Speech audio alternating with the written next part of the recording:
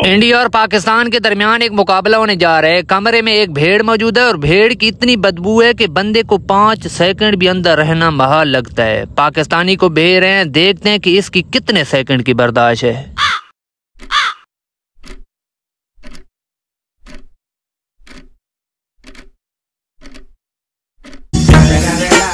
जी जनाब, पाकिस्तानी जवान 7 सेकंड कमरे के अंदर रहने के बाद बाहर आ गया है और अब इंडिया के जवान को भेजा जा रहा है। देखते हैं इंडिया का जवान कितने सेकंड अंदर रहता है।